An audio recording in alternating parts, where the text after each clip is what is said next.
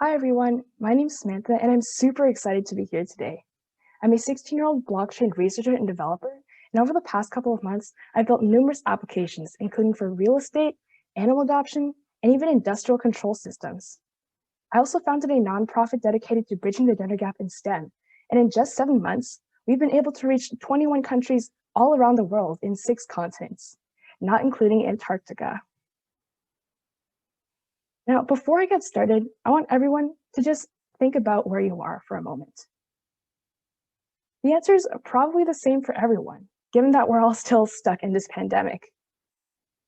At home. And that's the interesting thing. It's so easy for us to just say that, like it's second nature. But now, what if I had the power to change that? What if I just stormed into your home and held up a contract that said that your house was now mine? This seems a little bit unreal, but this could be the case for 70% of the world's population. 70% of the world still lacks access to proper land titling, meaning that there's nothing in place to stop someone from coming in and doing just that. I mean, we talk a lot about climate change and food insecurity, but this is an issue of human rights. And somehow, no one is talking about it. Now, perhaps I might be a little bit biased, but what I really think will be the key to solving this issue is blockchain.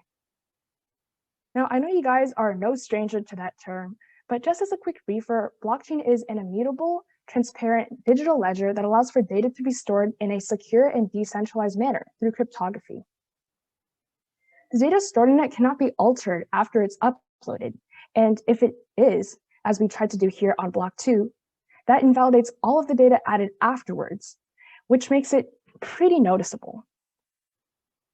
As well, its decentralized nature, with each node in the network having its own copy of all of the data, means that there's no central authority that we're placing all of our trust into.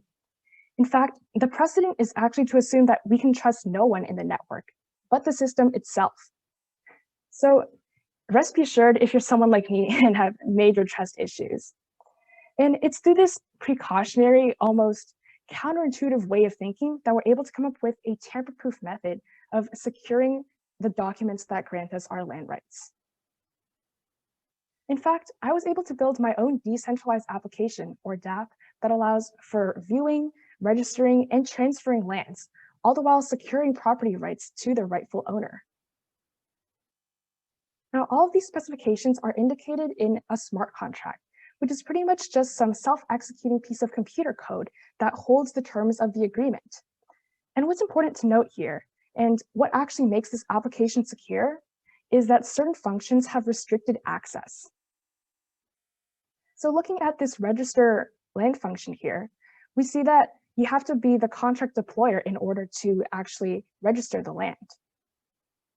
And for this land transfer function, the code makes sure that whoever is calling the function is actually the owner of that land and therefore has permission to transfer their ownership of it.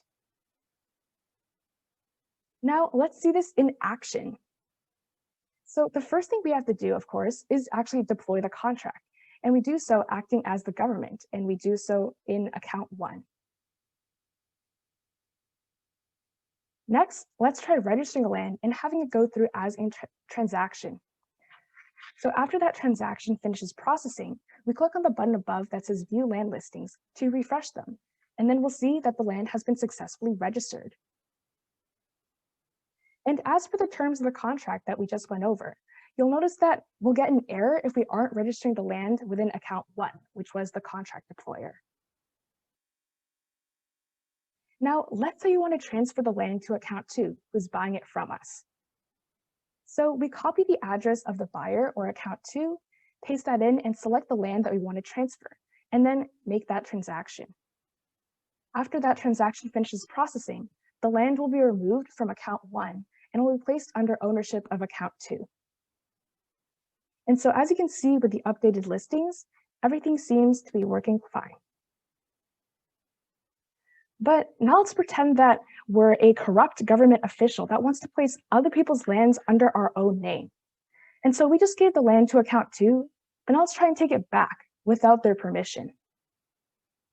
So we put down our own address as the account that the land is going to be transferred to, But then we realized that we don't even have the option to even select the land because we don't own it. And even if we were somehow able to select that land, the transaction will never actually go through. And so that wheel over there will just keep on spinning on and on and on. And at last, the operation has failed. So all of that is pretty neat. But what's even more interesting is that we're already starting to see this happening. An organization called Bitland has begun testing this in Ghana, a country with 78% of their land unregistered. And over the next 5 years, they plan on expanding their operations to the entire continent of Africa. And if they're successful with that, that's a lot of land capital that we're unlocking right there. Now, if there's one thing I want you to take away from this talk, it's that by helping to secure property rights through blockchain, we redistribute power back to the owners, people who have been silenced by the corruption of their government. And if we can empower them through blockchain and give them back their rights, we'll be taking massive strides towards more equitable and resilient communities. Thank you.